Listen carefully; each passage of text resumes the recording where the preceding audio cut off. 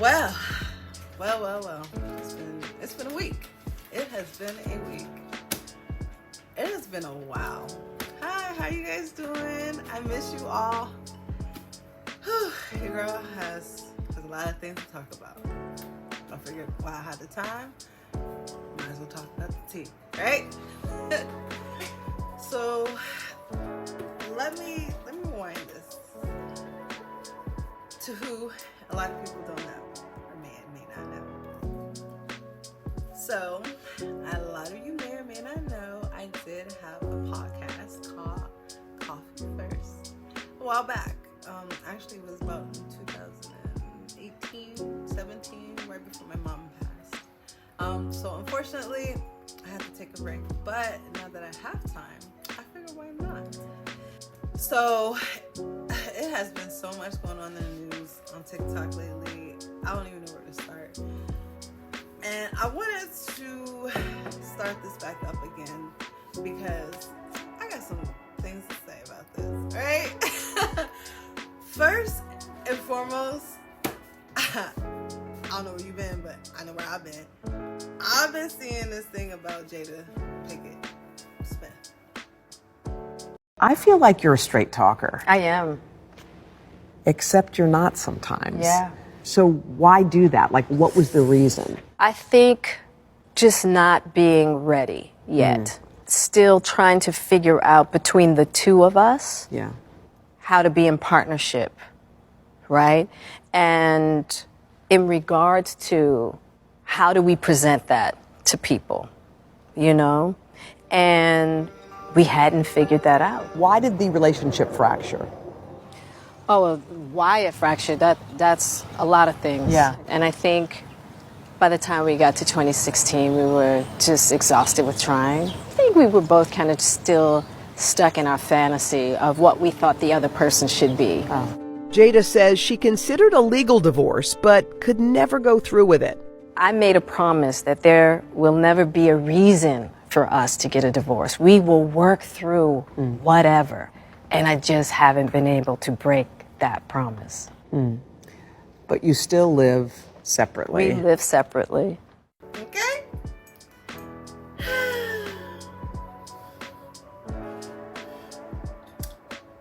Let's just say, as an officially married woman, I have some things to say. It's not nobody's facts, it's all my opinion plus my experience. There's been a couple of things, but there's been a specific subject matter I want to talk about. First and foremost, Tupac. We all love us some Tupac. Tupac, when I say the shit back in the day, the shit, and still is to this day. But it's almost as if like this is the only person that continues to talk in such a different light that we know him of or respect him of than what we want to hear. I've been noticed there's a lot of like different like conversations about timelines and what's been happening in her timelines. That's here, now, there.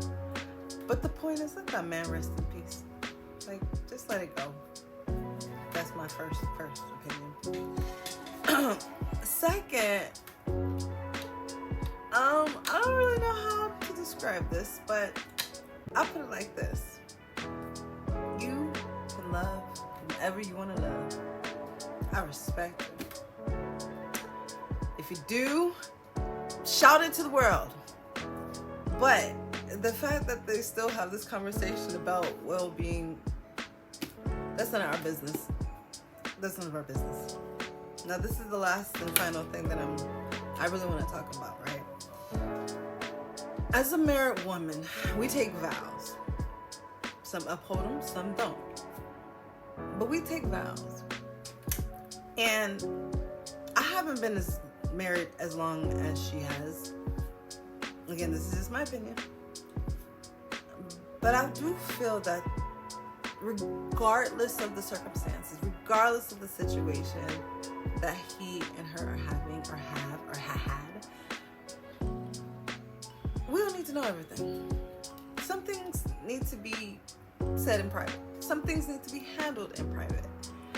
And not only just the information about what's going on, but it's how she talks about Will that disturbs me, regardless if you are separated or not.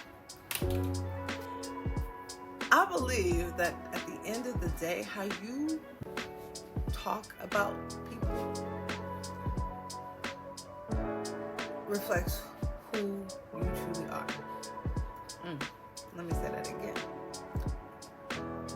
People who talk about people reflects who they truly are. And let me break this down.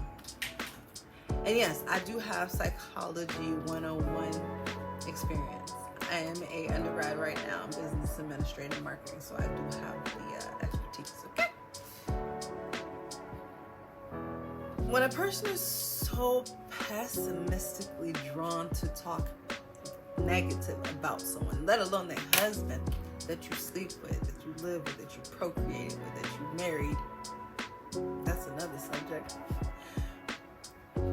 Regardless of the circumstances, you don't sit and talk about how this person makes you unhappy, how this person doesn't do this, and then top it off, talk about another man who's not here to defend himself about your love for him. I think that's highly disrespectful. Would you agree? I think I would agree too, because, I mean, who does that? Who does that? I just think to myself, and I think about the kids. I know they're adults now, living their lives, doing whatever they want to do now. But at the end of the day, they still grew up in that. And think about the mental and emotional well-being of how they are.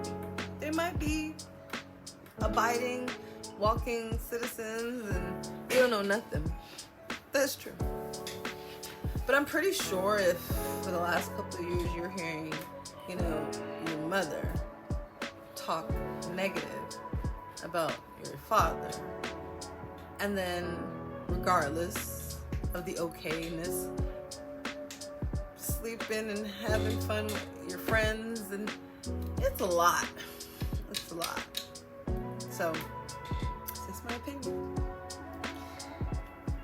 I think that when Will had that moment at the Oscars and with Chris Rock, and he went up there and defended his wife,